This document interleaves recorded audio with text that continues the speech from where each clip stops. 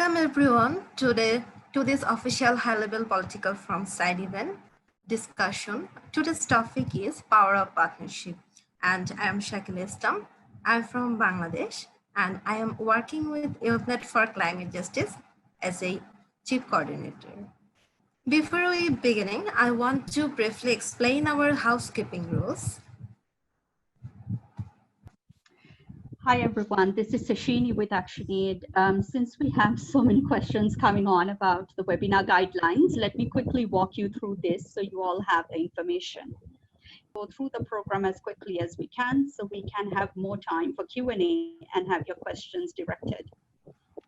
However, for any questions you have for the speakers, please use the question and answer feature at the bottom of your screen.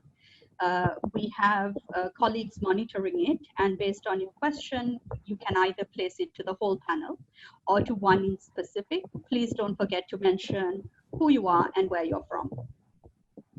If you have any resources to be shared and information or have any comments during the webinar, then please use the chat box feature, which is at the bottom of your screen. Please be aware this webinar is being recorded and the recording will be shared externally. We will not be tolerating any offensive or discriminatory behavior during this webinar, and as such will remove any participants who do not respect this guideline. That's it for the webinar guidelines, and over to you, Shakila. Thank you, Shishani. I also want to encourage viewers to share their questions throughout the discussion. As there will be an opportunity for a speaker to respond, please share this via the question and answer chat function on Zoom. So again, I wanted to say our viewers, please, you have any question and comments, you can share our chat function on Zoom. So now I briefly to introduce the framing for today's event.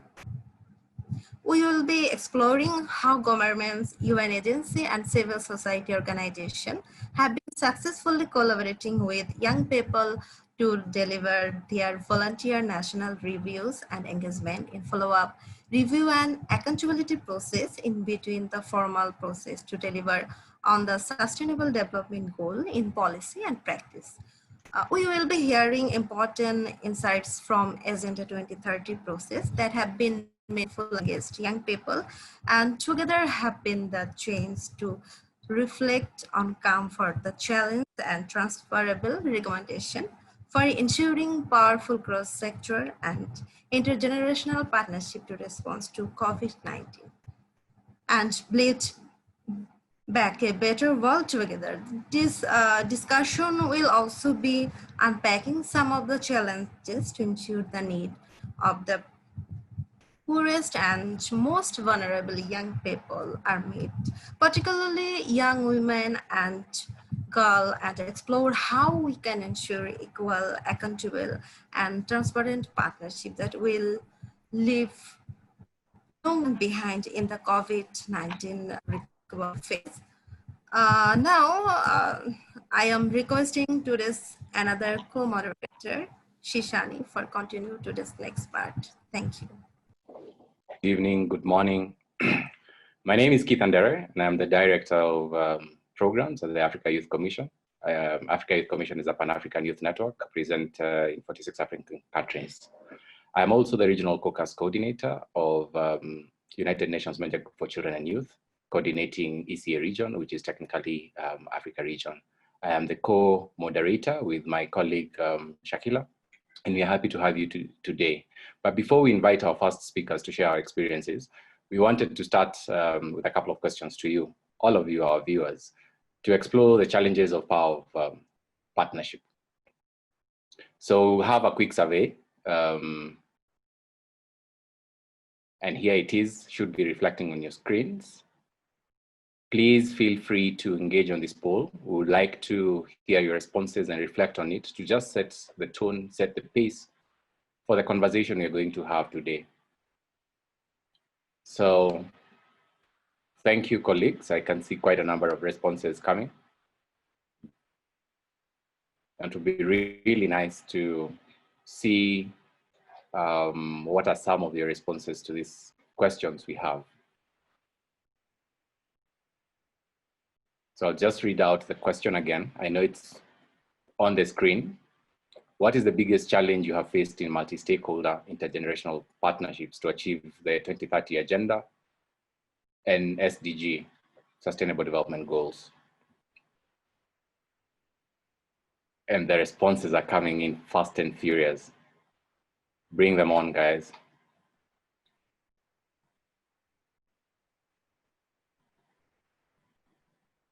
Interesting comments coming right in. I think so far, unequal distribution of resources, human and financial, between partners seems to be leading. Funded participants are often too short-term to deliver real change. Very interesting. Non-inclusive partnerships with vulnerable or marginalized groups are often excluded. Keep them coming. We'll give it another 2 minutes just to give time to all of you to fill up the poll. Again, the question is, what is the biggest challenge you faced working in a multi-stakeholder and intergenerational partnerships to achieve the 2030 Agenda and SDG?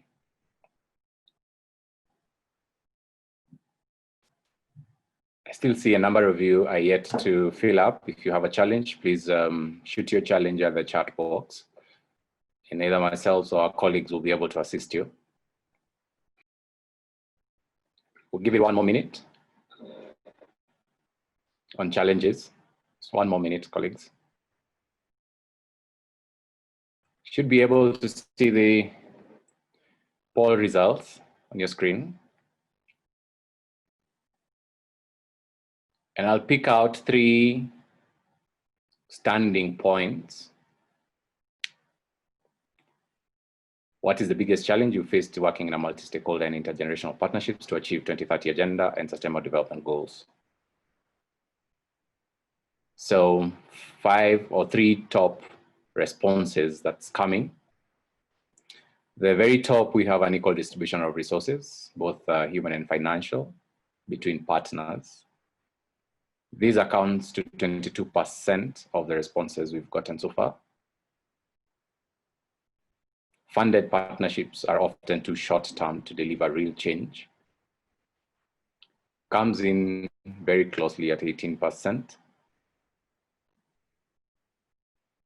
And non-inclusive partnerships with vulnerable and marginalized groups are too often excluded. And very interestingly, I think this speaks to the need for this webinar, this conversation that we are having today, because it speaks to the power of partnership, specifically how we can work with multi-sectoral approach in a multi-stakeholder format, in a bottom to top manner, but again, looking at inclusion, intergenerational co-learning and co-creation to achieve this. So it's very interesting that this cements the need for this conversation, and not just through this webinar, but it is my hope and desire that this is just the beginning of this larger conversation. And at this particular moment, we are going to close our polls and begin off our conversation. But before we do, I'd also like to invite my co-moderator, Shakila, to share and her reflection and perhaps her thoughts very quickly in 30 seconds on this poll. And that will give us a rolling pace for our next session, which will be a moderated discussion.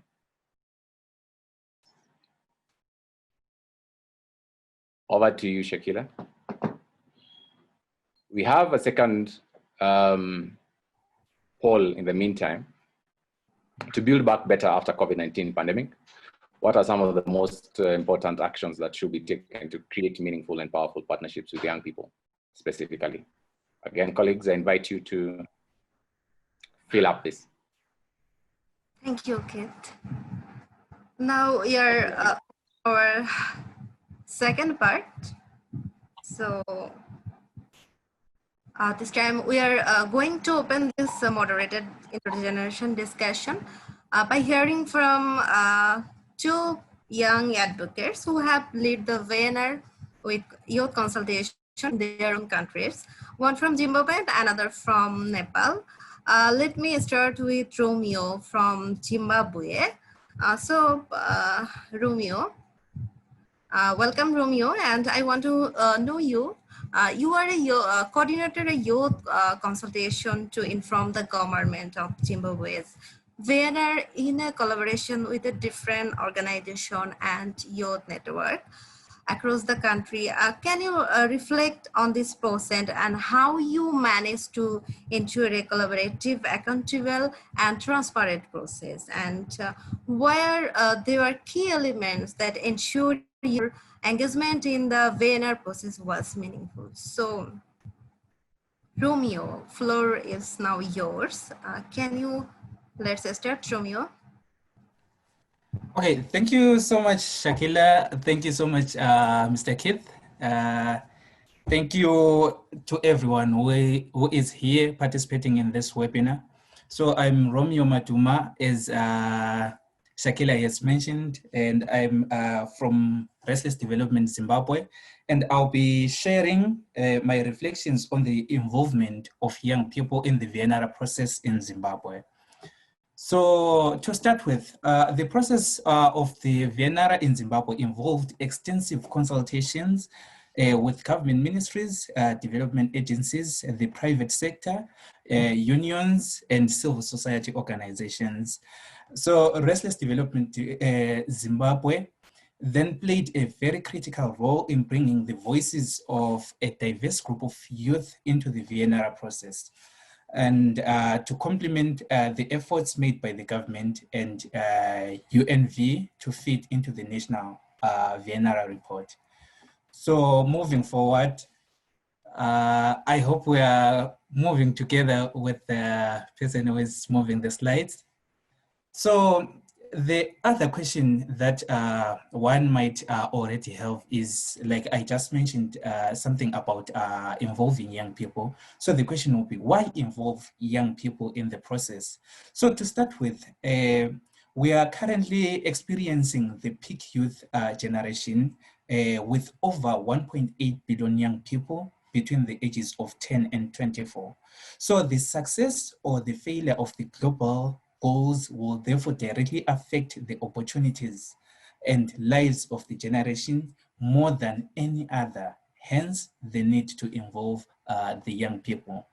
And then moreover, young people are already playing a crucial role when it comes to implementing as well as monitoring the goals in their communities, in their countries, and in the globe as a whole. So the VNR process, without their input, will therefore be an incomplete reflection of the progress made in achieving the goals. Moving forward. So the VNR process comprised of these 3 points highlighted in the slide. So the first one was the online survey. So with the online survey, we had everyone, all stakeholders, all the participants sharing their input.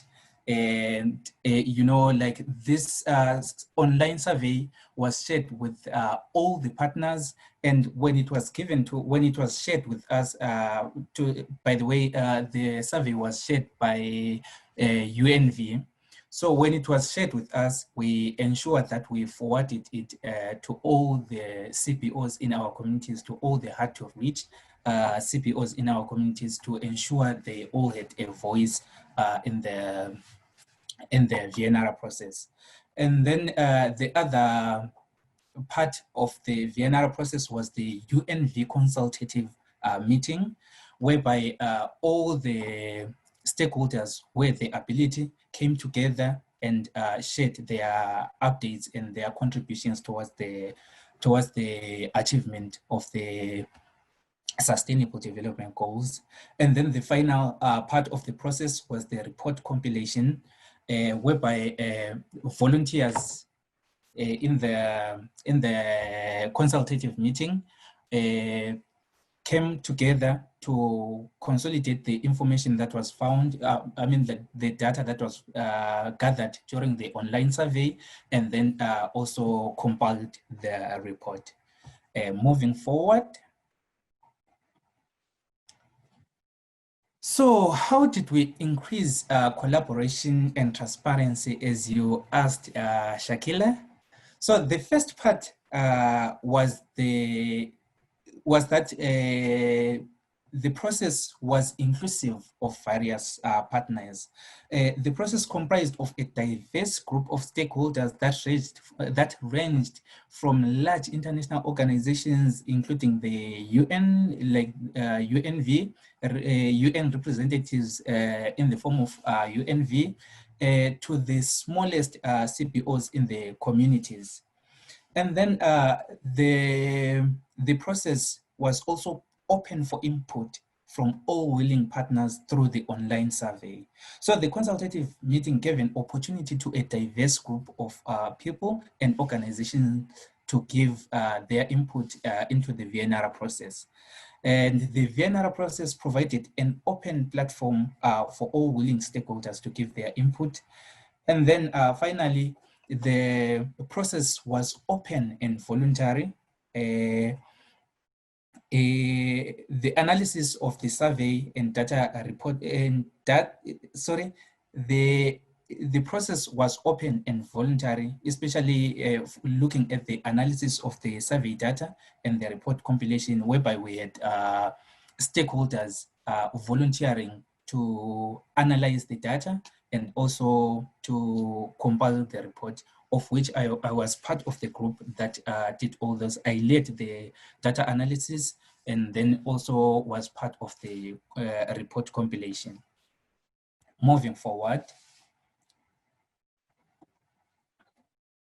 So we are now moving on to the key elements that ensured our engagement in the VNR process was meaningful. So the first part, to start with, this is a complex space for ordinary young people. The VNR process is a very complicated space, given that it's not everyone who has access, it's not everyone who has the knowledge of this space. So that makes it such a complex space.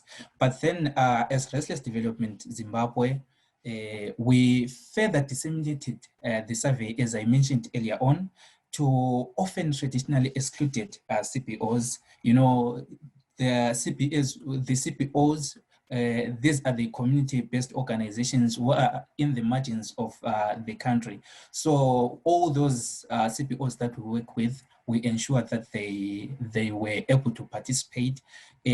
For those who did not manage to participate in the consultative meeting, we gave them the opportunity to at least share their contributions towards the achievement of the Sustainable Development Goals. We also facilitated for the engagement of more diverse young people in the VNR platform. This included young people, it included the disadvantaged young people from the peri-urban areas, as well as young people with disabilities. To be specific, in this case, we managed to engage the deaf young people.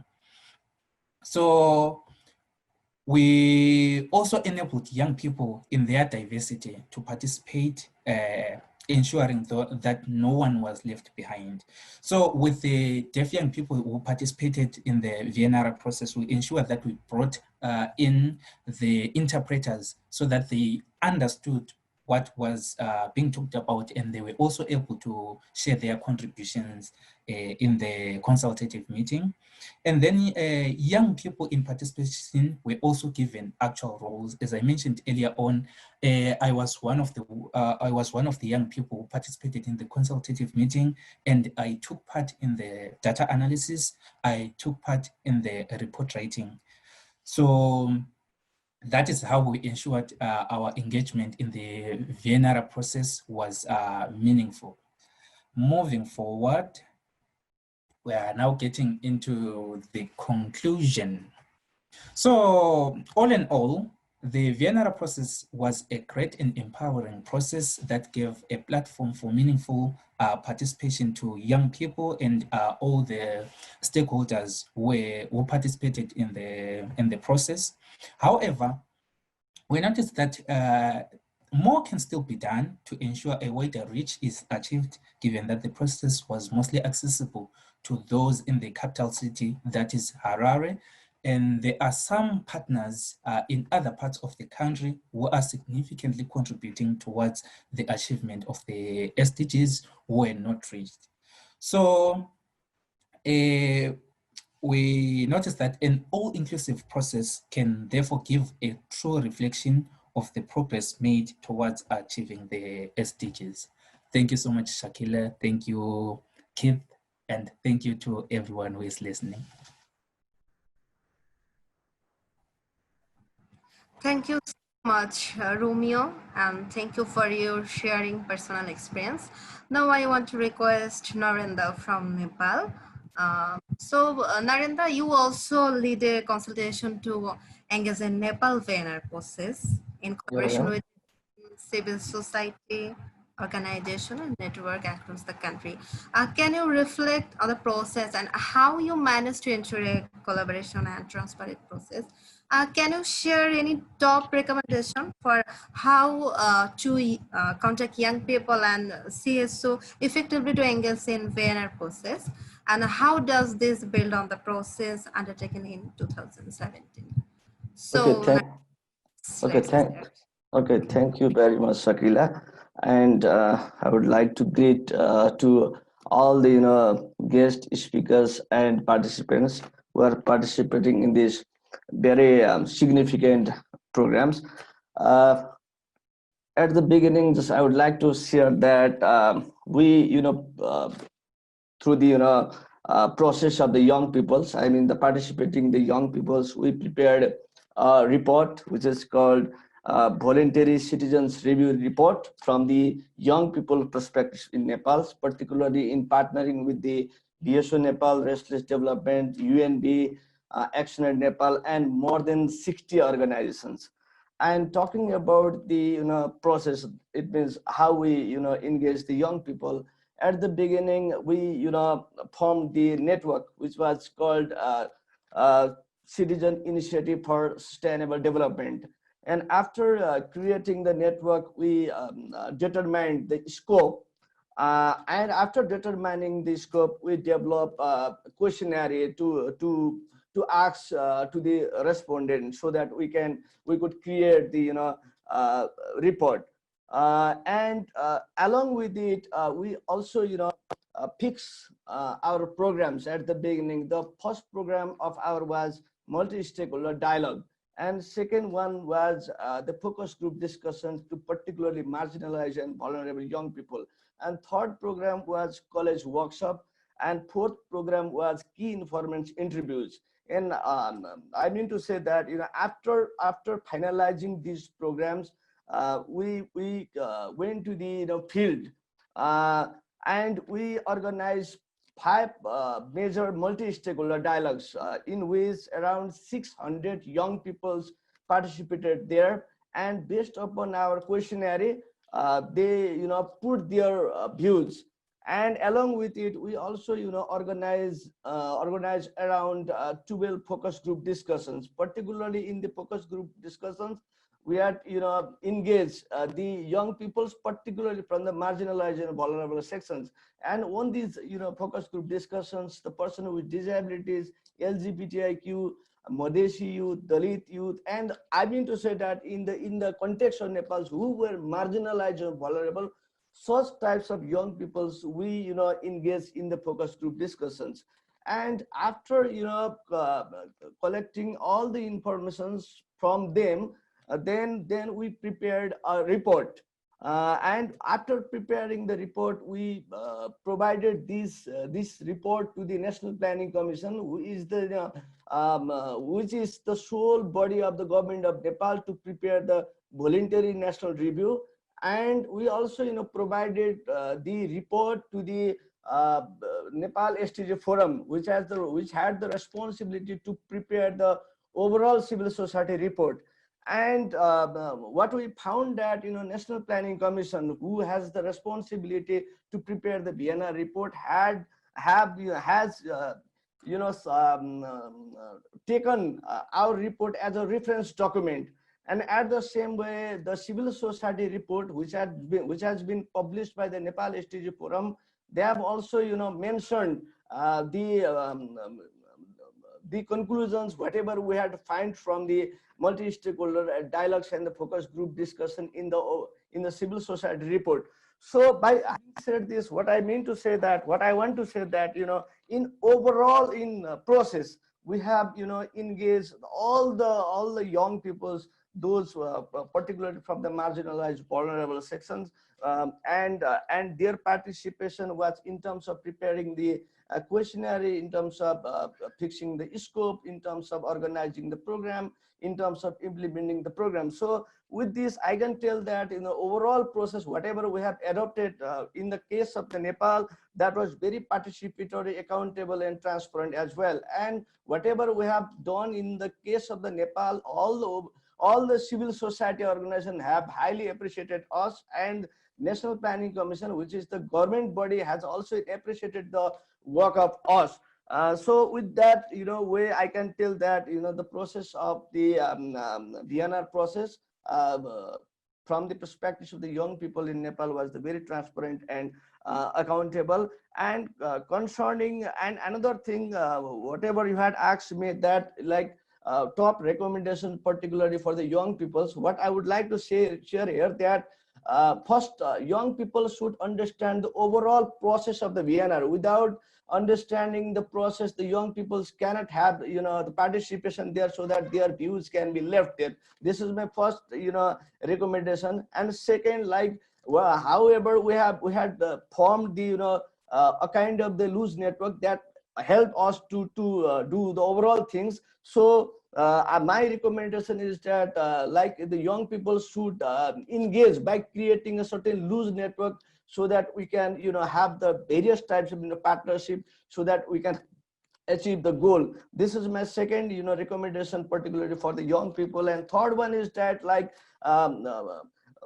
as we all know, that sustainable development goals cannot be achieved only by one group or one organization. So we should have the partnership with various institutions. So my recommendation is that young people should have the very good relation with the overall civil society organizations, with the other social movement. At the same way, youth also should have the collaboration and partnership with the government as well. And along with it, they should also have the partnership with the UN agency and ING also, so that the issues of the young peoples can be mainstream. That is my third recommendation. And fourth recommendation is that, like, youth should not only focus into one country, rather they should also try to create the linkages with the other nations, so that collectively we can achieve the sustainable development goals. That is my recommendation. Thank you very much. Thank you so much, Narendra. That was really interesting. And for me, I think my take home from your recommendation is understand the process, and important insights that you have raised together with Romeo. Now we're going to hear from Louis Auto. She's the director and co-founder of SETA Seed Foundation in Nigeria. Is going to reflect on how to ensure inclusive process that ensure young women and girls especially can be meaningfully engaged. Louis, I have a question to you. Can you reflect on some of these challenges that can be engaging young women and girls in Agenda 2030, through the follow-up and review processes, specifically the VNR consultation, and then share with us some recommendations on how you ensure that young women and girls get left behind, or indeed other marginalized groups, you're working with in these processes. Louis, please, over to you. Hello, everyone. Hello, over to you. Yeah, my name is Lois Zauta. The founder of Cedar Seed Foundation and the chairperson of Network of Disabled Women. In Nigeria, we have over 20 million persons with disabilities, and out of this number, 15% are women and girls with disabilities. In Africa, we have 84 million disabilities. And in the world, we are 1 billion plus. Women and girls with disabilities faces a lot of challenges and difficulties in their day-to-day life, ranging from inaccessibility to healthcare facilities, inaccessibility to information, exclusion, marginalization, and underrepresentation in government policies and programs. Article 32 talks about partnerships of the United Nations Convention on the Rights of Persons with Disabilities.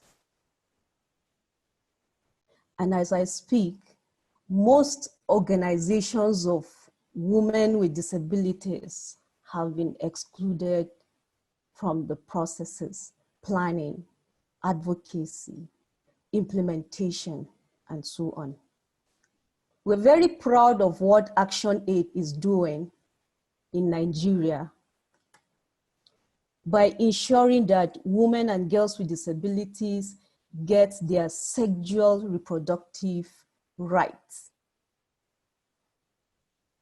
Network of Disabled Women was able to get grants from ActionAid among 100 plus organizations that they are supporting.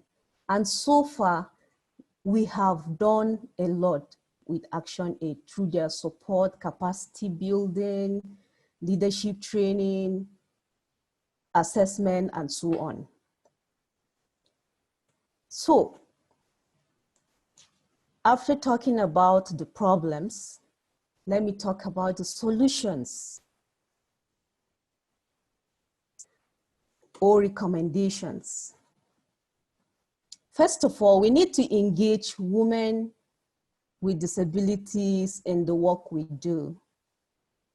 We need to involve disabled people organizations led by women with disabilities. We also need to support their organizations in our various countries. We need to strengthen disability inclusion in everything we do. We also need to increase the level of education of women and girls with disabilities. We need to ensure the increase of access to basic social services. We also need to facilitate professional integration through the development of income generating activities for women with disabilities to be able to ensure their independent life. We need to promote the participation of women with disabilities in community life. We also need to educate all relevant stakeholders at municipality level so that they consider disability as an across the board issue in their work. We need to involve women with disabilities organizations from planning stage to the implementation stage. Most times we involve them at the implementation level. They don't know how it started.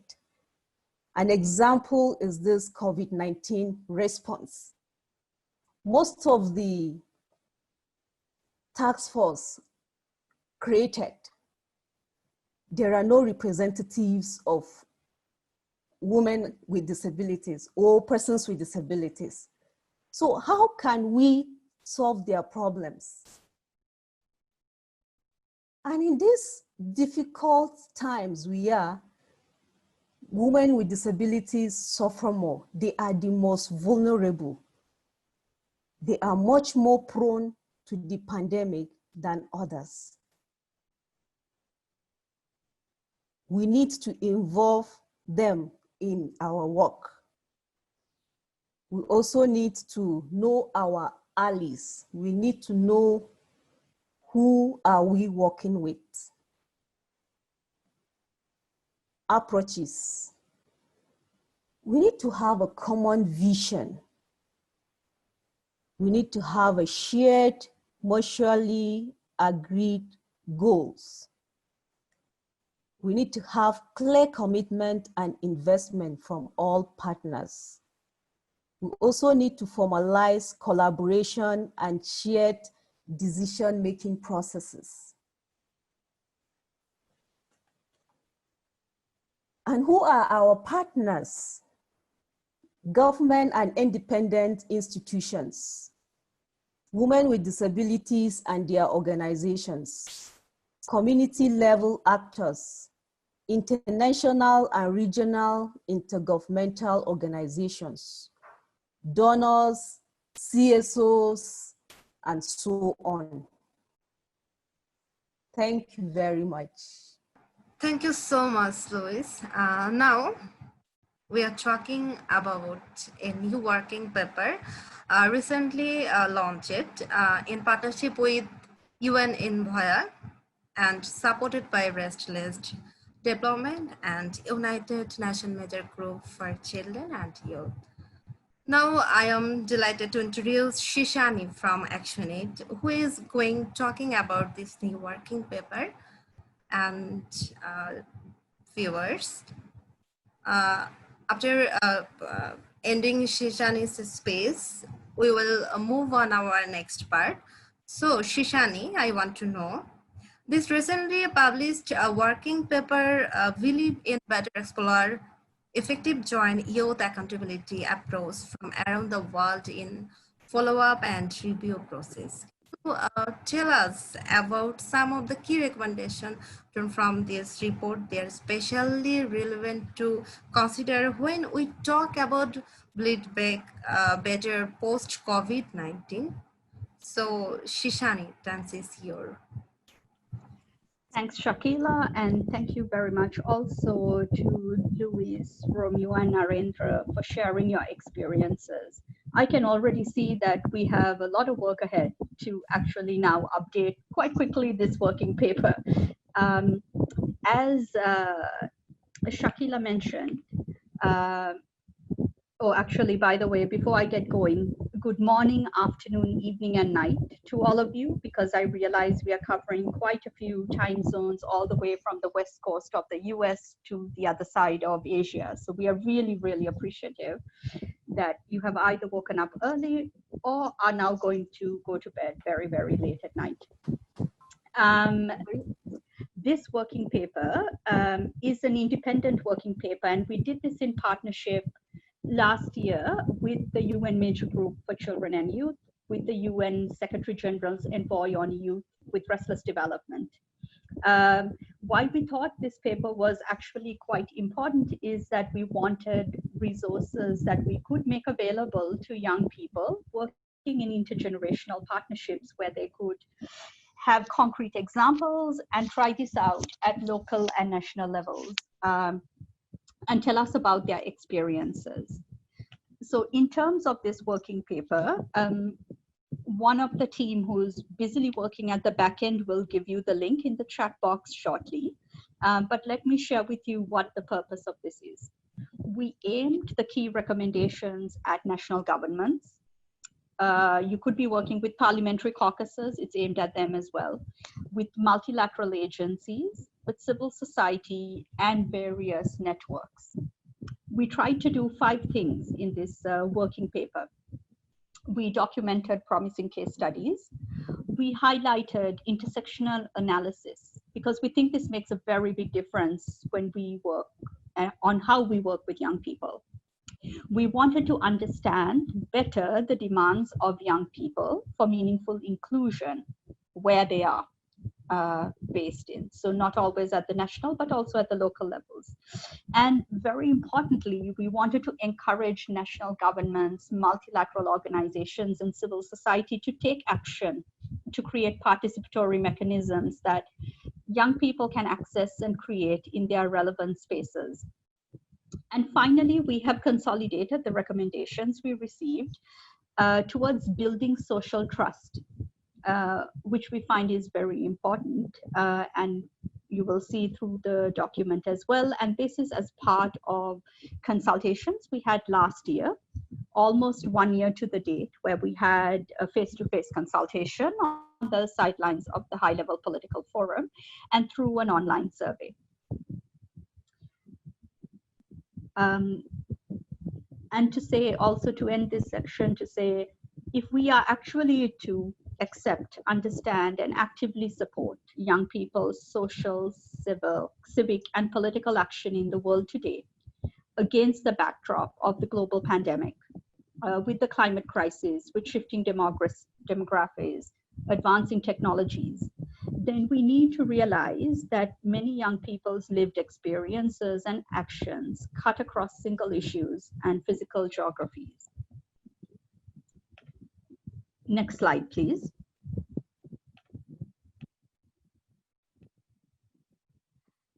So over the last 4 and now 5 years, as we heard from Romeo, from Narendra, from Louis, young people with intergenerational coalitions have been working in formal and informal networks, contributing to the review, monitoring, and accountability in their communities. But there also comes this very important question about how are we meaningfully engaging diverse young people and how are they being included? So in order to address that question, we wanted to focus and bring more to the forefront 3 specific areas. One, like our discussion today, the conversation on intergenerational. And what do we mean by this? This means that we have young people and adults working together to address social issues. This is not new. And we know that this has been working in community and youth development spheres for many, many years now. And so this, when we talk about intergenerational approach, it means it can include families, communities, and any other support systems to raise healthy young people, strong families, and responsible communities. Secondly, we talk about intersectional. And it was also very important for us to bring this because we wanted to say here intersectionality refers to the interconnectedness between ethnicity, class, gender, age, ability, resident status, because often these are overlapping and independent systems which cause discrimination and or disadvantage.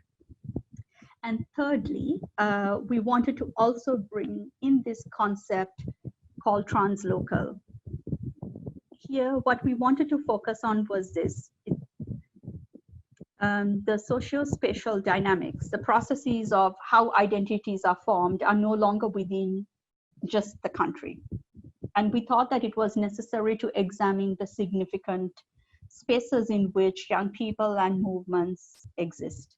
And here, perhaps the case in point would be the current COVID-19 crisis, where we are not only collaborating in our own space, isn't it? The sharing of ideas and knowledge move from one location to another. And just like us today on this webinar on Zoom, we are also sharing on different modes of technology. and across local, national, regional, global. And finally, also to address in this section, this idea of leaving no one behind, which forms very much the bedrock of the Sustainable Development Goals, we promise to reach the furthest behind first, which means that governments must commit to prioritizing outcomes for marginalized groups and look beyond averages. So an example of this is to consider a person who's living in a rural area, who will be from an ethnic minority, and who may also be having challenges and discrimination because she is a young mother, and may have, we know as in many examples, the education level in the global south in certain countries between urban and rural sectors also lag behind. Next slide, please. So what are we learning from formal and informal processes? So I won't go too much in depth in this section because we did hear some really good examples from Zimbabwe and Nepal. In terms of the formal processes, we have heard of consultations. We know that there are UN youth delegates. We also know countries are using youth councils to support and get views of young people. Just to caveat this, in last year, for all the VNRs submitted, which was about 47, 27 of them referenced young people. And of this, only 18 referenced the transformative elements, which is to talk about the intergenerational responsibility. So of course, we are waiting to see at the end of the HLPF this year to see what these results might be like, and have we seen a change? Just as much as what happens leading to a VNR is also the importance of what happens in between. How does society go ahead? How are young people involved? And in the working paper, we explore examples from a few countries where they talk about social scorecards, citizens' reports, and social audits. They talk about shadow parallel reports, like we heard from, again, Narendra with the example of the Voluntary Citizens Review. And we also see youth champions and catalysts supporting. And one area here I wanted to really flag up, which we got from our young participants, is to say that accountability back to young people and their communities is just as important as what we are collecting. So informing young monitors or reviewers about how their data is used, and communities as well, and whether it's a one-off or part of a process, is really necessary. And for this, we can use advocates, intergenerational SDG champions, to help us in this. And also equally important to remember is that local government also requires capacity support if they are to facilitate these discussions and make government accountable. Next slide, please. And while that's coming on, let me just move to the final slide and discussion area, which is on the recommendations. And here I wanted to spend a bit more time, and I also saw a question coming from the audience asking to share the poll results. So let me just quickly put these out of the last poll we had, so you can see it. And here was about actions to build back better. To build back better after COVID-19.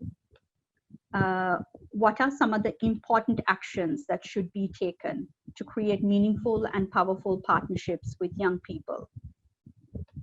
And so you could see that the two areas that are front running is on introducing participatory budgeting and planning at national and regional levels. We also have another one called accountability feedback loops or mechanisms to communities. So I will let you look at this results while I continue. This is really good news because this is very much at the heart of this working paper and also strengthens the information we have. And in this working paper, we suggest that building social trust is what lies at the heart of meaningful stakeholder and intergenerational partnerships that address planetary and social justice issues. And a good place to start is also with ensuring meaningful engagement of young people to improve intergenerational solidarity, intersectional analysis, and actions. The recommendations are divided into 3 sections. So under the first thematic area of embedded, we talk here about national and subnational processes and bodies. So this is where creating an enabling environment for inclusive participatory accountability actions is important. It's also where some of you, as you highlighted, we need to strengthen capacities of public officials at local, national levels. We also need to embed the 2030 process within already what's existing in the subnational national political process. It doesn't need to be only viewed as a separate UN process. And we need to look at changing communications, outreach strategies for young people. And again, as we saw from the working paper, we already see that there are quite a lot of national citizens forums like that in Ghana, in Kenya, Nigeria, Bangladesh, Nepal, where you see youth engagement is integrated as part of the national citizens forums.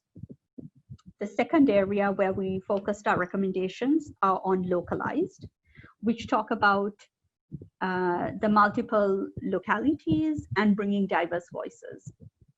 So here we have one recommendation about localization of the VNRs, and as highlighted by Nepal and other countries, we have the voluntary local reviews at municipal and city levels.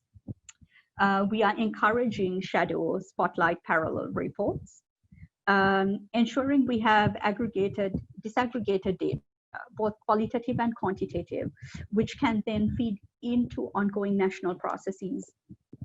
And just a reminder here that also having this and having evidence disaggregated, both qualitative and quantitative, is really important for governments so that they can make evidence-based decisions at the parliamentary level.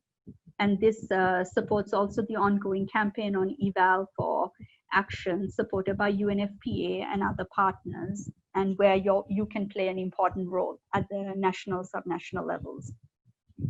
And also having to conduct root cause structural analysis addressing systemic discrimination are also quite important in this section.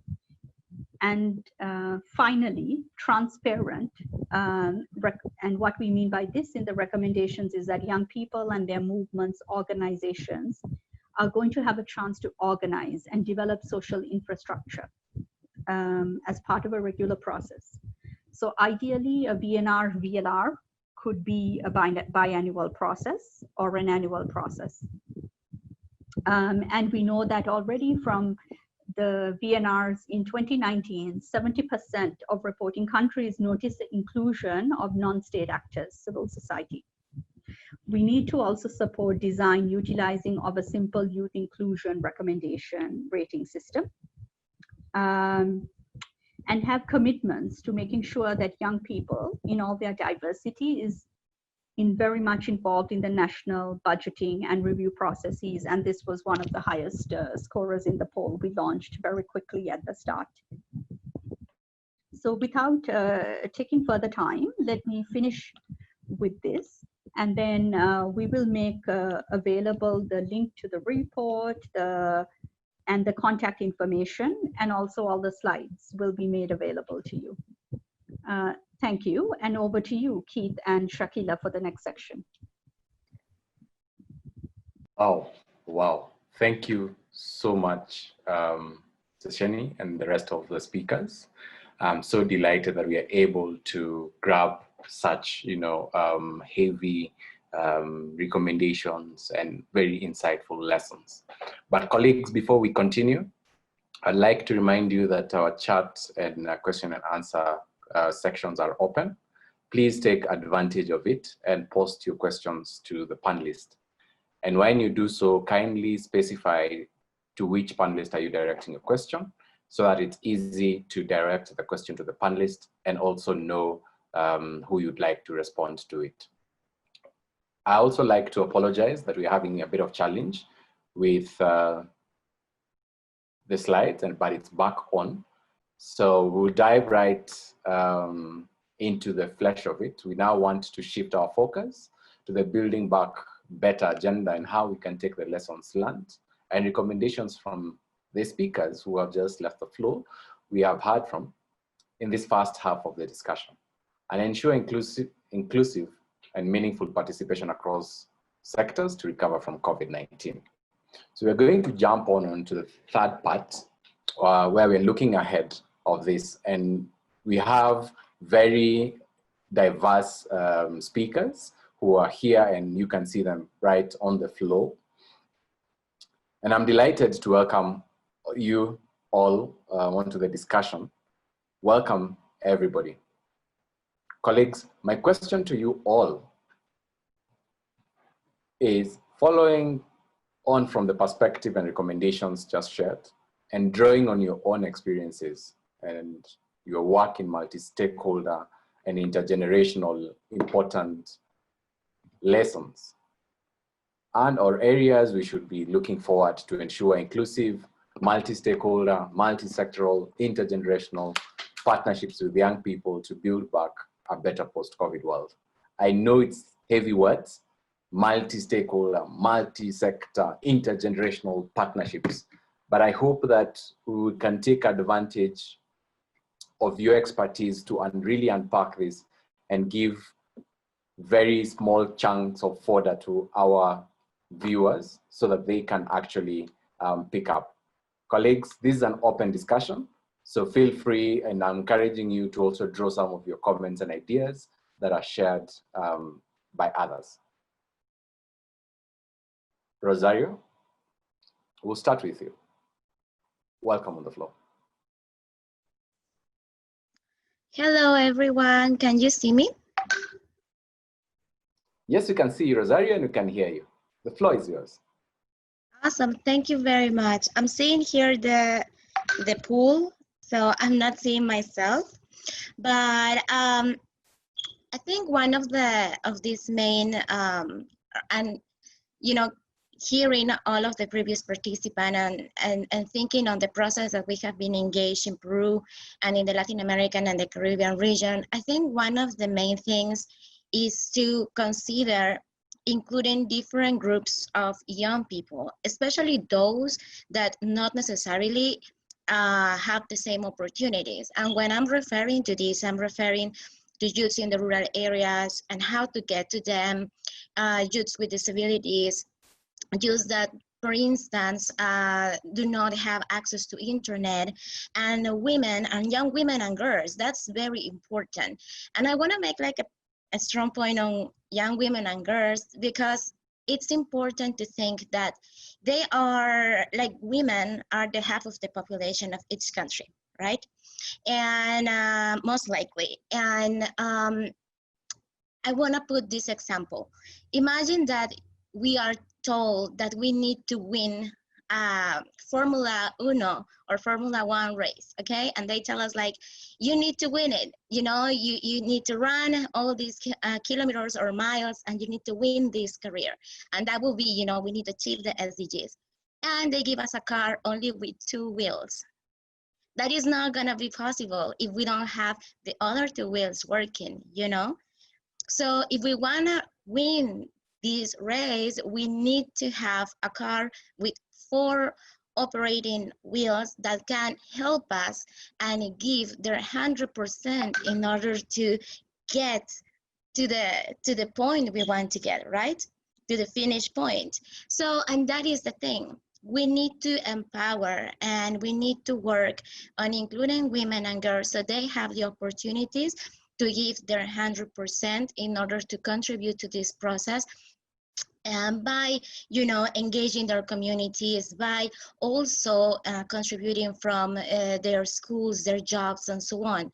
And the same with other youths with that do not have the same opportunities, and children as well, because sometimes when we talk about these processes, we think about the youths And one of the things is also that children have a voice, and sometimes we are not hearing them either, because not necessarily they have the freedom or the spaces or the opportunities that younger people, like young people, so we have just youths and young people have, you know, to access to social media, to, for instance, do other things in order to have a say and express what they are thinking.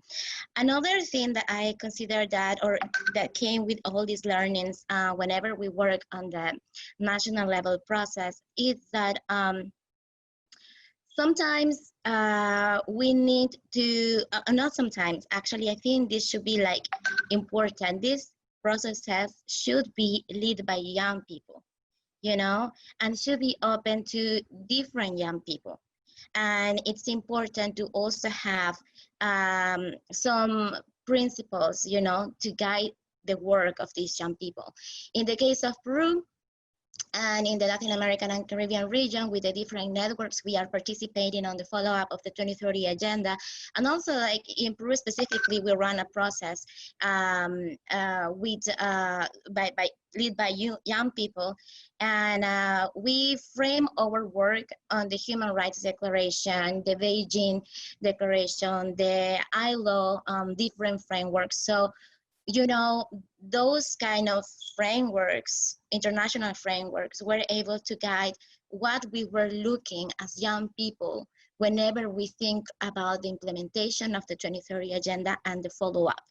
So, and going back to the fact that these processes need to be led by young people, it's important so we can hear what they are thinking without any filter or any sort of influence from, like, for instance, I think it's okay to have governments as partners, but it's important for them to also keep the autonomy of the young process, the young people process on the follow-up of the 2030 agenda and the contributions to the VNR. You know, it's important to articulate, but it's important to keep the independence so we can unleash and let young people to show and to show their capacity of mobilization on this process. So I think on my side, those could be very important things whenever we are thinking about young people and partnerships for the follow-up of the 2030 agenda. And the last one will be intergenerational alliances and partnerships. We are young people, and it's okay to talk about between us, but it's also important for us to win from other groups and from people who perhaps is younger or older than us. So we can also understand where they are coming from, and we can move together with a young cross-cutting approach on these processes. So we are not isolated in a group, but we are part of the whole team advocating for young people and advocating for the future we want. So I think those will be my messages. For this part of the conversation and for this question, actually, of these lessons learned. Thank you very much, Rosario. This carried such heavy insights, and it would be really nice to hear from Barwako, Jama, and also take some very interesting perspective from Denmark as an anti-discrimination activist. Barwako, please, you have the floor. Thank you very much for having me today. I'm very happy for the opportunity to share my experience with all the panelists and all those joining us virtually from all around the world. My input is about how we as young people together with Youth Network in Denmark use the 2030 agenda and the SDGs as a global framework to demand the change we want to see at a local level. For many years, I've been living in a poor community in Copenhagen. It's one of the areas that the Danish government classifies as a ghetto, which we feel and believe is very stigmatizing, exclusionary, and discriminating. I'm aware that it's a hard terminology to use the word ghetto for social housing. However, it is unfortunately a common wording in the Danish debate. There are different criteria for an area to be defined as a ghetto. one of them being on the basis of ethnicity. That includes how many people living in the community with a non-Western background like myself. For myself and my community, we find this criteria extremely discriminating, as this goes against national legislation, which states that an individual should not be discriminated against due to race, color, or ethnicity. Together with other young women and men in the network, we fight for a more fair and inclusive and equal society.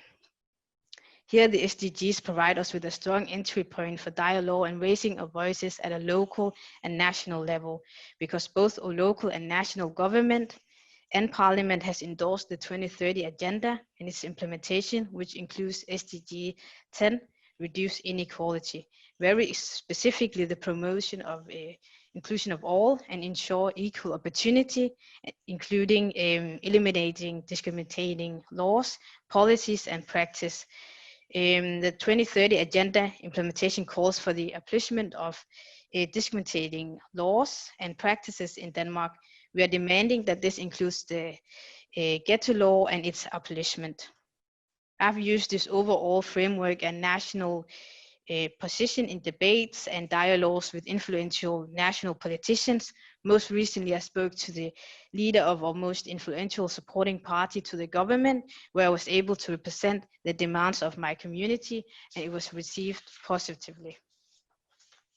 And we continue to lobby the national and local government to make a change against discrimination. My central argument was that if Denmark is truly to embrace the goal and targets on discrimination and reducing inequality, then they must take action and implement legislation that is for less discrimination, which most importantly includes the abolishment of this legislation. But then in March of this year, we faced the global COVID-19 pandemic and things got worse in my community. Similar to the situation in all countries, we've also experienced economic challenges and increased unemployment in Denmark. That can have a high risk for a community like mine, because another criteria to be classified as a ghetto is the level of unemployment. So if a community meets several criteria, notably the population ethnicity background and increased levels of unemployment, the community faces terrible consequences. In the worst case scenario, the government has the authority to knock down buildings like people's home and create a massive displacement amongst the residents. So as you can imagine, many people in my community worries about losing their job and their home due to COVID-19. Although other sectors in the private sector received help from the government, there was no support for communities like mine. A big help would have been to suspend the ghetto law for 2020, but it's unfair that the government is not acting on the implications that COVID-19 can have for us. We have found this practice unfair, especially since the government did not consider the needs of all its population. Even more challenging for us as minorities going forward is the issue of employment and inclusion in the wider society. So to answer the question about which important lessons we should take forward to ensure inclusive partnerships with young people to build back better in post-COVID-19 world, I have the following recommendations. First and foremost, we must not go back to normal, because just like prior COVID-19, where people living in these communities were discriminated by law, the handling of COVID-19 crisis just once again highlighted that we are not being prioritized by the government. I call on both local and national levels of government to make strong commitments and implement action plans for guaranteeing the promise of leaving no one behind by actually listening and protecting us as a minority and marginalized people who call Denmark our home. Secondly, I call for stronger partnerships with young people where we are truly being listened to and are actively playing a role in the decision-making process and implementation of legislation that affects the present life of our community and has an impact on our family in the future, because that as a minimum reflects the serious dedication from the government to really work for the realization of the SDGs. So we as the torchbearers of the 2030 agendas can truly benefit from a stronger, sustainable and resilient world. That includes implementation of SDG 10 to the fullest extent. By reducing inequality, which for minorities like me means not facing discrimination due to ethnicity, religion, country of birth, or where we live. Third, and my final demand, let us lead by action, not speech. As the theme for the 2020 high-level political forum states, we have but 10 years for accelerated action, transformative pathway to realize the decade of action and delivery for sustainable development. I personally believe that this pandemic has provided us with the opportunity to think and act differently, to build back better and create an accountability, transparent, inclusive, and resilient society. As Martin Luther King said, the time is always right to do what's right. Today, I've been very inspired by all these amazing young activists from all parts of the world sharing their stories. I know it's all time now to make sure our voices are heard and demand for change. With 1.8 billion of us around the world, we can ensure accelerated transformative action to realize an equitable and resilient world.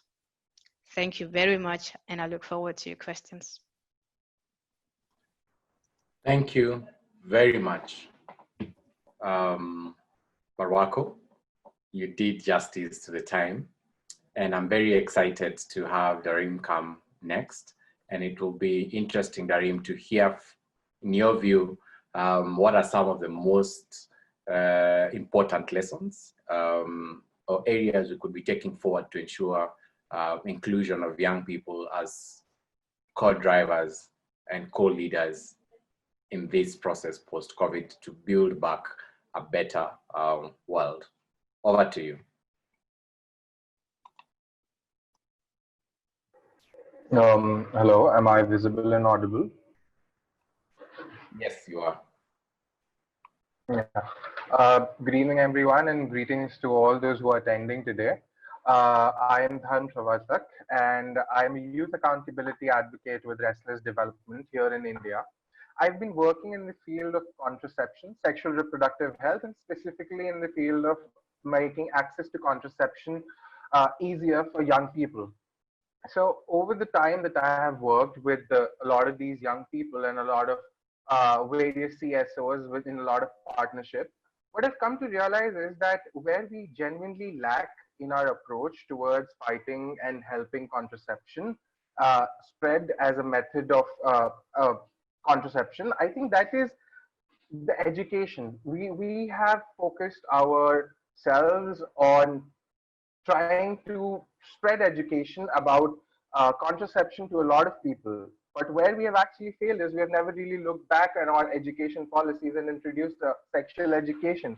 So as we come out of this COVID pandemic and as we come into a new world that has different norms and different ideals for functioning, I believe it is time that we as a society bring sexual education into the picture by helping young people understand the need for sexual education.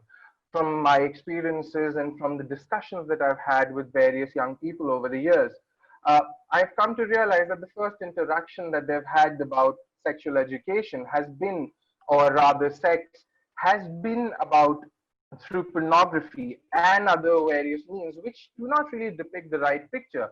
So this COVID situation that has spread across the world has given us a chance to press that reset button and restart our process of bringing on people on board and giving them an opportunity to change what has been so far. For example, where I come from India, in India, we have had the oldest family planning bureau in the world. And since 1952, we've had a family planning bureau in the country.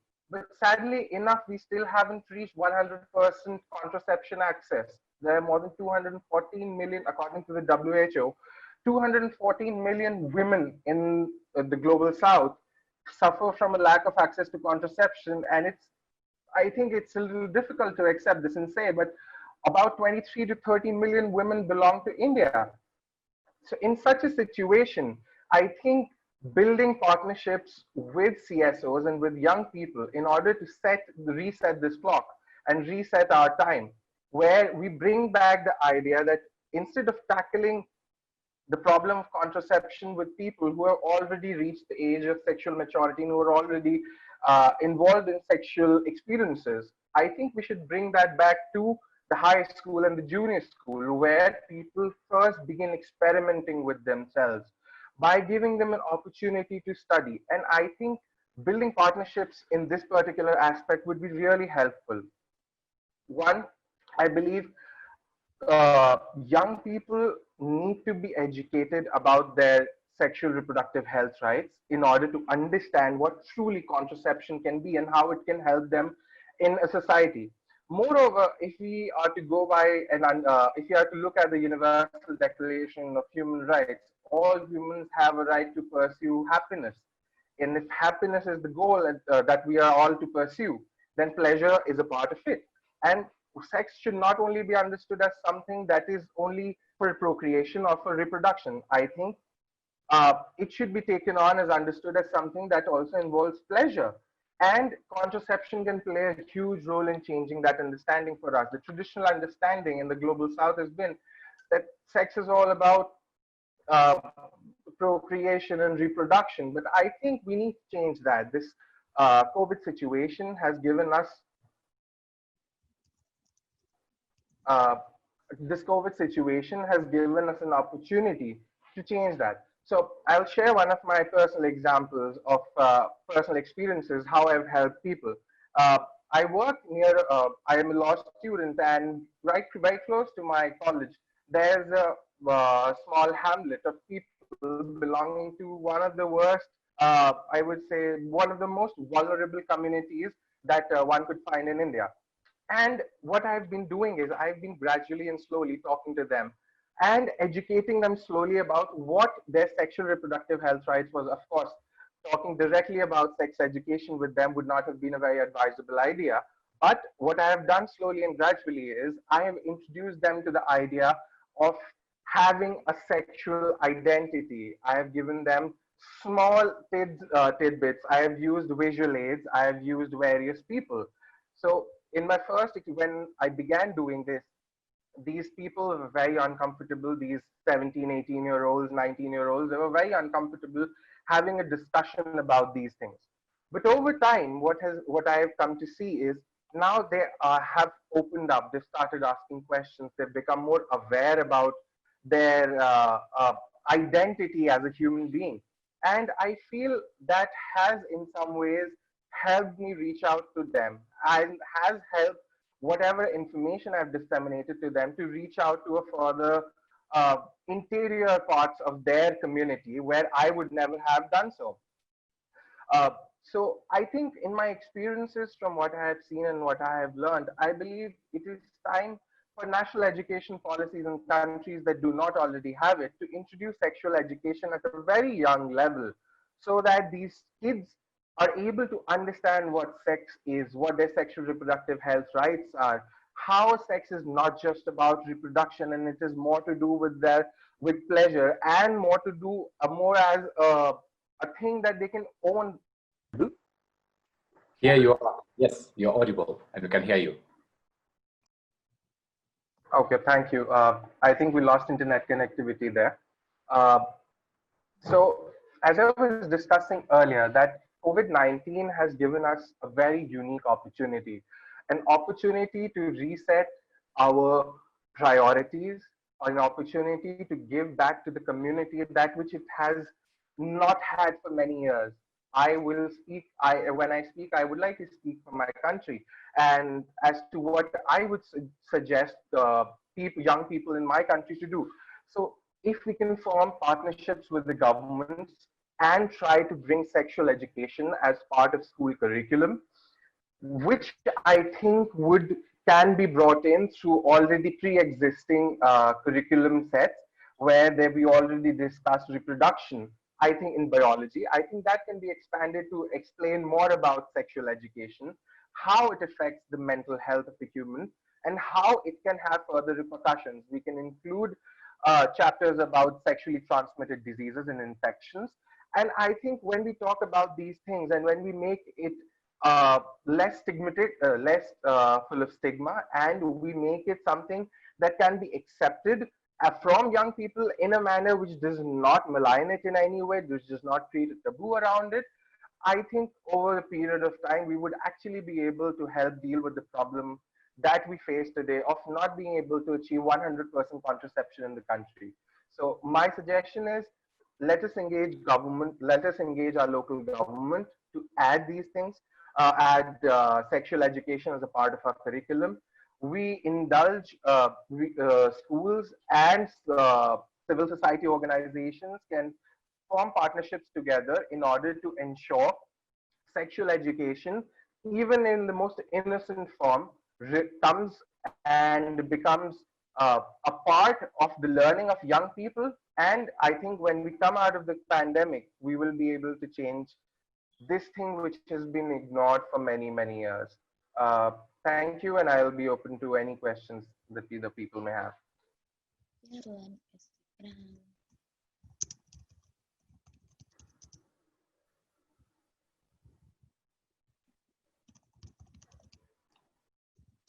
Thank you very, very much, Dharam. I think now we are going to a very interesting part of the discussion, which is Q&A, the last part of our discussion. So we'll just have some time, a final time for speakers to respond to the questions that all the amazing viewers and audience have been posting on the chat and the Q&A box. So we're going to be sharing throughout the discussion today. But before we start with the questions, I just want to grab some quick reflections that we've been having. We have Said from Morocco, here the liaison officer to student organization in the International Federation of Medical Students Association, IFMSA, as the biggest student organization worldwide, representing 1.3 million students from 129 countries. I want to share some insights and lessons we learned from our work on partnership and youth engagement, including institutionalizing partnership and youth engagement and challenges with it. What is in for youth in partnership, who we seek and have partnership with. I think these are some of, just amazing reflections, and I'm looking forward to some of them. But just to go straight into the meat of this section, we have a set of questions, and I'm just going to throw out these questions, and my speakers, please feel free to respond to each or at least to a question. And I'll just put 3 or 4, 5 questions in one set, and then you can respond and you can take second sets of questions. Audience, please feel free to add your questions, but bear in mind that we're running out of time, and therefore we'll try and see what has not been covered and bring out into the panelists for discussion. So panelists, here is a questions for you. How can one access potential partnership that have been long-term impact on projects and beneficiaries of the projects or programs aligned towards the implementation of SDG?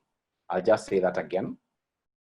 How can one assess potential partnerships that have a long-term impact on projects and beneficiaries of the projects or programs aligned towards the implementation of the SDG? So thank you so much. Then we have a second question from Sri Lanka, an NGO called Helping Children. We can start Youth 2030 program to our country. What is the fate of young indigenous people who have been left out in most activities in many governmental and non-governmental organizations? The other question is from Sena Aloka, JVE International from Lome, Togo. Well done to all the presenters. Congratulations to the young friend from Zimbabwe.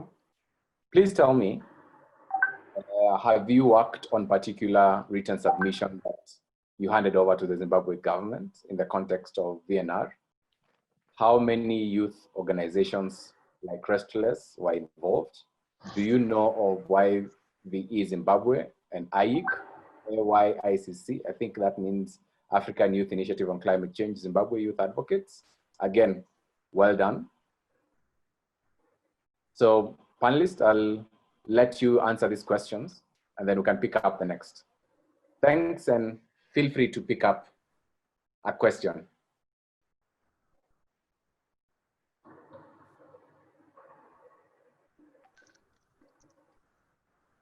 Rosario, do you want to go first? Can you hear me? Yes, we can sure hear you. Awesome. Thank you very much. Wow, those questions are very, very interesting. And I'm tempted to respond to many, but following the guidelines, I will just focus on one. So I think it could be okay. I think it could be the first one, how to develop long-term partnerships, working together and institutionalization of it for implementation of the SDGs. What are the challenges? Well, I think one of the main things in order to build this long-term partnership is a start first building trust with the actors in our countries. And this doesn't only mean to build trust with our governments and with the UN agencies in case we have access to them, is to start generating trust with other young people, you know, and with our peers, you know. I think that is one of the main things. So we can move together and we can set these processes on this very basic principle of trusting, you know, so we can move forward together. I think another thing is in order to make these long-term partnerships is to be inclusive again, be very inclusive and be very open to hear diverse a diverse range of voices. Another thing in order to build these long-term partnerships, and going back with something I mentioned when I present, I think it should be working on building our capacities as young people so we can engage properly, and we also can show the different allies or partners that we have that we are making an effort to improve our capacities, to improve our knowledge, to learn more, you know. And in order to do that, we need to start looking on what are the young communities that, for instance, need more opportunities. And going back, for instance, to women and girls, you know, how we help them to have all the tools so they can partner effectively in their communities with different partners and organizations. And for this, it's important for them to help them to get education, and not only about sustainable development, but education they need in general basis, and also to help them or to promote economic empowerment to them, so they are able to move forward with this process, to engage other people. I think it's and for instance, it's hard to see the relationship on this because it's like a very specific topic about women economic empowerment or young women economic empowerment and capacity building, but it's important to have young people ready and prepared in order to engage properly and partner with others and never give up. I think that would be my closing recommendation on how to make these long-term partnerships to work. Trust, empower your peers, be inclusive, and never give up, because maybe this government or these sectors at this moment are not much open, but with time there are other actors that will join you, and for instance, they are going to be very interested in what you're doing. So never give up and don't abandon the process. Okay, sorry, I would like to share something about regarding the long-term partnerships. And first, as we all know that young people should have the space, whether within the government institutions or in the civil society, to engage in the overall sustainable development goal or BNR process. So my first idea is that, you know, there should be the space by creating the network in the civil society, or pressurizing the government to create within that institution. That is the first you know, strategy which we can adopt first. And second, obviously young people should be empowered about the VNR process and the sustainable development goal as well, because without having the understanding, they cannot be mainstream, or in another way we can tell that the young people cannot be prepared as a leader to enhance the sustainable development goals. So the second strategy is obviously the empowerment, and third, like, still there are so many policies and programs which are discriminatory.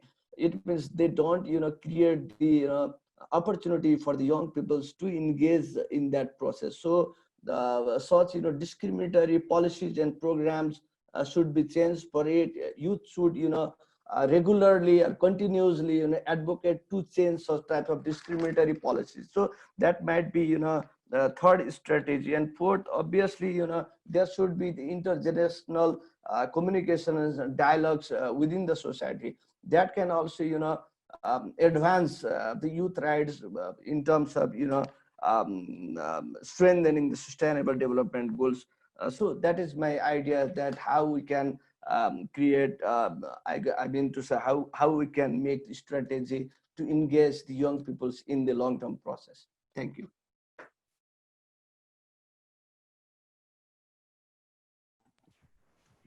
Okay. Hi. Hello. Hi, Keith.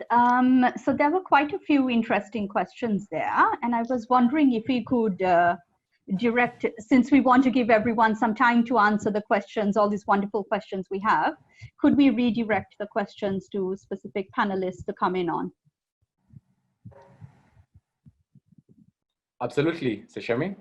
You actually read my mind, because I have a specific question that was directed to Louise, and I want to just pose this question to her so I can bring her on board.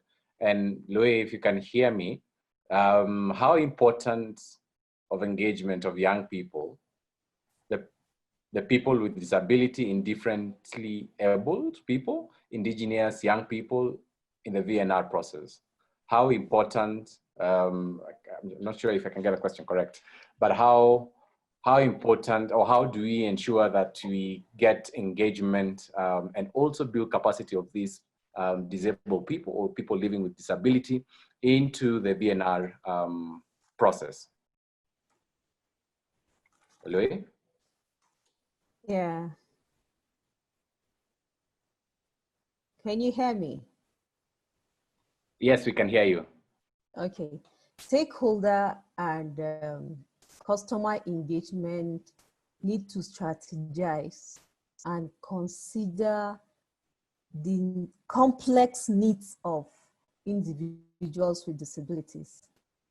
They should also train persons with disabilities at the community levels, at the grassroots levels, the principles of universal access and inclusion for persons with disabilities. We need to include persons with disabilities in our training sections, in our dialogues, our conversations, and we should prioritize the rights of persons with disabilities, the right to education, the right to transport systems, the right to accessing healthcare facilities, the right to employment opportunities, and so many sectors. We need to include persons with disabilities in those areas we are working on. We also need to educate service providers and caregivers that take care of persons with disabilities. We need to educate and train them. And all the critical stakeholders, government, CSOs, donors, need to be aware of the languages they use in dealing with persons with disabilities. United Nations Conventions on the Right of Persons with Disabilities uses persons with disabilities. The UK government uses disabled people. What are the terminologies you use when addressing persons with disabilities? You also need to listen to persons with disabilities and ensure their rights are given to them in terms of developing policies in their favor. In Nigeria, we have the Nigerian Disability Act, which was passed in January 2019 by President Buhari. We have started the conversation on the implementation plan. In Africa, we have so many Charter on Human Rights. We also have the African Disability Protocol, and so many things that we need to do. The priority is ensure disability inclusion in our work. Thank you. Thank you. Now, I have a question for Romeo. How do you have submitted written submission to Zimbabwe government in the VNR process? So, Romeo, are you here? Okay. Romeo. Hi, Shakila. Okay. Can you hear me my question? Yeah, I heard the question. I heard the question. It's just that my video Thank was you. off on my microphone, but I heard everything. Thank you so much. So, like in response to the question that was posed, I noticed that it was the question was a pack of questions in one. So I tried my best to break down the question. So I noticed that the first part was saying, have you worked on particular written submission that you handed over to Zim government in the context of the VNR? So, like following my presentation that I shared, so maybe one written submission that I can say we made was like following the online survey on the contributions of partners towards the achievement of the SDGs. So we compiled a report that that captured all the contributions of the partners who responded to the survey and who took part in the consultative meeting. So this report was submitted to the Ministry of Public Service, Labor and Social Welfare. The ministry was the one that was playing a leading role in the VNR process. So that is one submission we made in line with the VNR process. And then the other part of the question was saying how many youth organizations like Restless Development were involved. So particularly for the consultative meeting, there were 8 formally registered organizations, and these 8 had multiple branches across the country. And then there were also like beyond 15 unregistered organizations. These the small CBOs, these are the community-based organizations. So there were above 15 of them, and some of them are big enough to have sub-branches, maybe across cities, or I mean like within cities, maybe you can have more than one branch within a city, and some are even maybe more than one city. So we also had other government ministries, private sector partners, and even international organizations that contributed to, that were involved in the VNR process. And then the other question was saying, do you know of YVE Zimbabwe, a YICC Zimbabwe Youth Advocates, and then of course, again, well done. So for these ones particularly, I'll be lying if I say I know them.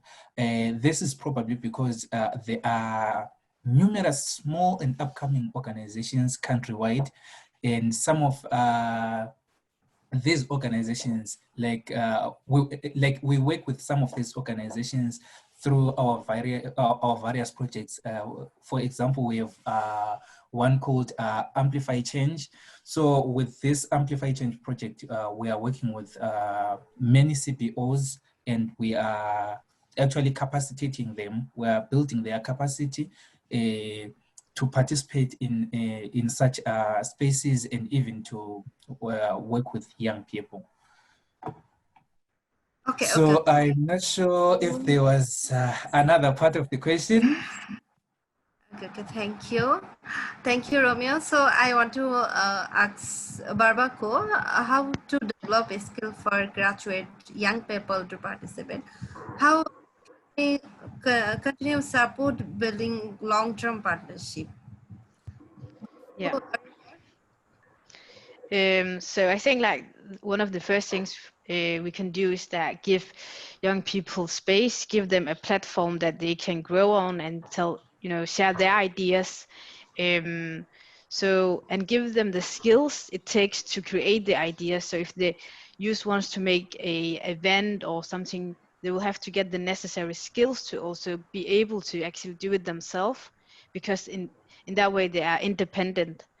So it's important for young people to also be independent and be able to, change the world for the better from their own ideas. And I also think that by doing this, you can demand changes with the partnerships with the organization you are partner with, and then use the SDGs as a framework to work to your goals. So you have to have like clear goals together with your partner. Yes, and we have to like keep giving young people space to grow, and help them get the ideas, help them to create the ideas. So one of the examples that we have done in Denmark, I make our reports on inequality in Denmark, where we get a part of our story in that report. And then we are like 1.8 billion of young people in the world, so we cannot be silenced, and we have to always have a space to have a platform to actually be able to change and be able to fulfill the SDGs, because we are the future. So I think as long as we have a common goal and a platform where young people can be, then we are one step ahead of having a long-term partnership. Yeah, that's it. Okay, thank you. Now I want to request Keith. I want to over now in Keith. Thank you very much, Shakila, to the wonderful audience.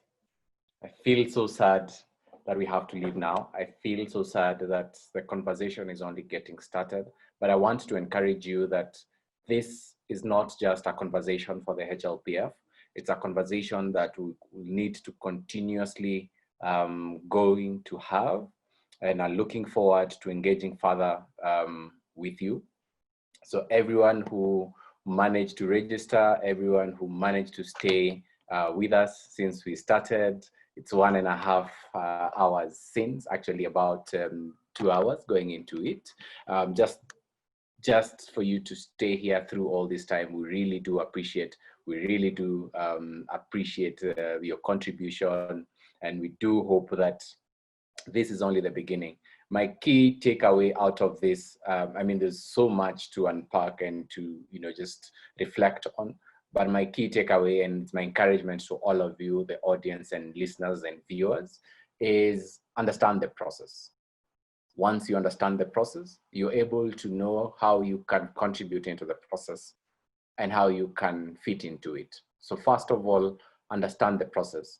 I know all these things seems like a jargon, from VNR to all these kind of things, but just take time to understand the process. And 2, continuous advocacy and lobby. This is something that should continuously happen in your own space, in your own community, in your own country. Please carry on with the advocacy efforts. It's a long journey. It's one of the processes where the fruits take a long time to be realized, but keep on and fighting on. To my speakers, amazing. You guys just were amazing. I have no enough words to thank you for your valued contributions and to make this discussion as rich as it was. I will not forget to thank my co-moderator, Shakila. You two have been wonderful, and it's been great moderating this session with you. We had so many colleagues behind the scenes, Sesheni and all the other colleagues, Freya, you guys again have done exceptionally well to coordinate this session from the back end and to ensure that we have all we need, including the closed captions. Thank you so much. Colleagues, viewers, and audience, we are going to share with you the presentations that were shared. We're also going to share with you all the reports, all the slides to you. So all registered participants, we're going to share this directly to your inbox. We also have the session recorded. We're going to find a way of sending this recording to you so that you can reflect back on the conversation we've had, and you can use this again as basis of pushing this content to the rest of your colleagues back in your communities. Otherwise, for now, I feel so sad to say we're coming to close to an end, but thank you so much. Without forgetting our co-organizers and partners, Restless Development, thank you so much. ActionAid, UNMGCY, Africa Youth Commission, YouthNet, thank you so much. Thank you again so much. It was wonderful having this session with you, and we look forward for a fruitful engagement. In my language, in my country, we say asanteni, asante, asante. Thank you, colleagues. Thank you. Goodbye. Goodbye.